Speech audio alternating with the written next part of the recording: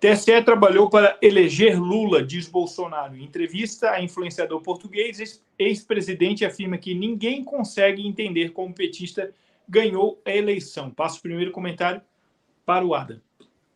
Eu acho engraçado que a gente até consegue entender como foi, a gente até consegue ter alguns chutes, né, sobre como foi, mas, igual o Paulo falou, existem certos limites sobre o posicionamento, mas eu queria ser bem breve nesse comentário, até porque eu acho que o Daniel e o Gustavo vão ter comentários mais ricos que o meu para falar sobre isso. A gente teve essa imagem aqui, né, do Lula tirando as últimas grades, né, contra os atentados democráticos, e eu fiz um comentário, eu falei assim, foi a segunda vez que os ministros do STF ajudaram o Lula a sair das grades. Então, era só isso mesmo que eu queria comentar. A gente sabe muita coisa que aconteceu de errado, desde tempo de rádio, desde censura para um lado e liberdade para o outro. A gente lembra como é que foi essa situação, mas a gente continua aí sempre vivos e sempre acreditando num bem maior, né? Era só esse comentário mesmo que eu queria fazer. Tive a oportunidade de fazer hoje o programa direto da faculdade, né? Pela primeira vez. E fico feliz de poder fazer um programa de direito da minha faculdade, coisa que eu acho que não seria possível em outras. Mas é esse o meu comentário mesmo. Amém, amém. Obrigado, Adam, pela tua participação. Daniel Lemos.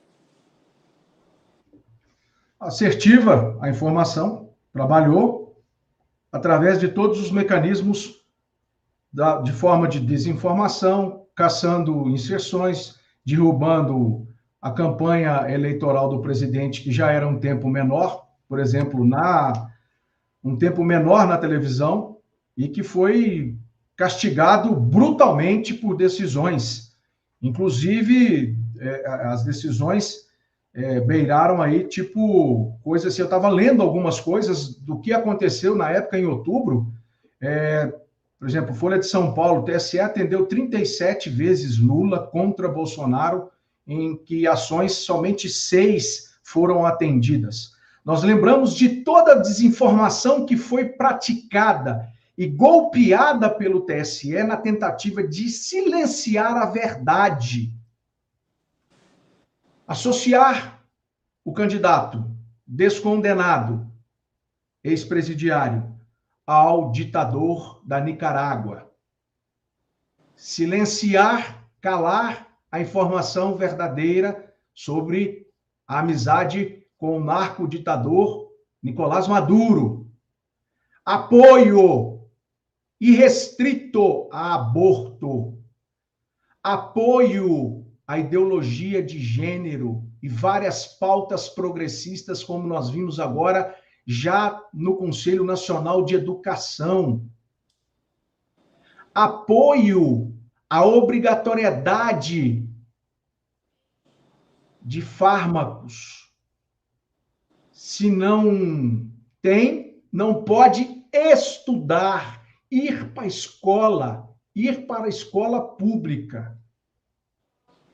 Várias outras informações que foram colocadas, uma sobre o Paulo Guedes, que ele ia aumentar os preços. Vejam agora quem está aumentando os preços. Onde está o arroz? Onde está a carne? Onde está o feijão? Diesel, importante para o agronegócio e para o transporte dos nossos caminhoneiros, sejam eles das empresas ou dos seus privados. A gasolina, que afeta o bolso, não ter mais isenções fiscais e tudo que o governo tentou fazer e mostrar a realidade compactuada com a amizade a governos comunistas, aos seus intentos totalitários. É isso. Aí foi silenciado. Tudo que aparecia no programa eleitoral foi silenciado. Quantas inserções de rádios não foram passadas, por exemplo, no Nordeste, que foi uma denúncia feita pelos coordenadores de campanha e que nunca vieram a público a investigação feita pelo TSE? Quantas? Rapaz, 137 decisões. Aliás, 37 decisões. mas foram mais depois que você vai pegando para ver. Depois, no final de outubro, já no segundo turno, somando o segundo turno, decisões de ministros do TSE concedem 184 inserções de direito de resposta a Lula nas propagandas de Bolsonaro. Tirar o mais importante direito de um candidato de direita e conservador. Eles tiraram o direito de falar, de expor a verdade dos fatos. E quando foram expostas, os programas foram retirados do ar, em ações monocráticas, atendendo pedidos partidários e pedidos sem embasamento minimamente técnico ou jurídico, apenas porque estavam ali com a caneta para poder resolver o problema e reestabelecer o processo de favorecimento ao famoso mecanismo que se reorganizou. É isso que acontece, é isso que está disposto. Lógico que o presidente vai falar isso, e qualquer um que der um Google vai ver as notícias. E não são notícias que estão nos veículos, nas revistas de direita, são notícias que estão dadas por todos os da imprensa velha, da velha mídia, inclusive se gabando. Olha, o então candidato da extrema-direita, conservador, perdeu lá suas 184 inserções para o presidente Lula, porque falou bobagem, falou mentira. Era assim.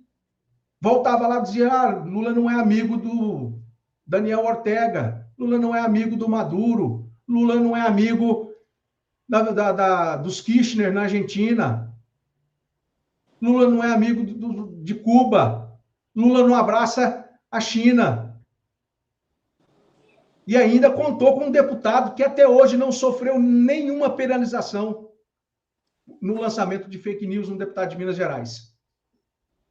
Nunca teve direito de resposta, salvo que eu vi alguma coisa, foi esses dias lá na Globo News. A desinformação é a arma para colocar freios na verdade. A imprensa, velha imprensa, precisa dos recursos, como eu disse, da SECOM. Sair de 359 milhões para 647 em ano de eleição, para pagar um valor X para empresas, fazer licitação e criar essas gestapos colocadas dentro dos centros da SECOM, de outros ministérios, utilizando os braços da Polícia Federal, do Tribunal Superior Eleitoral e do Ministério da Justiça, senhoras e senhores. É para calar a verdade, para calar aqueles que estão aqui contando para vocês os fatos como eles são. As opiniões aqui, às vezes, podemos até divergir minimamente, mas nós falamos aquilo que está traçado e nós já conhecemos dentro da linha política que o Brasil vem vivendo, de um Estado totalitário, comunista e que visa calar a democracia na boca daqueles que são conservadores de direita e que vão trabalhar. Eu tenho certeza que não vão cair hora nenhuma nessa esperança, e nem falatórios, e nem narrativas falsas, vão pelejar até o fim pelo Brasil para nós vencermos novamente.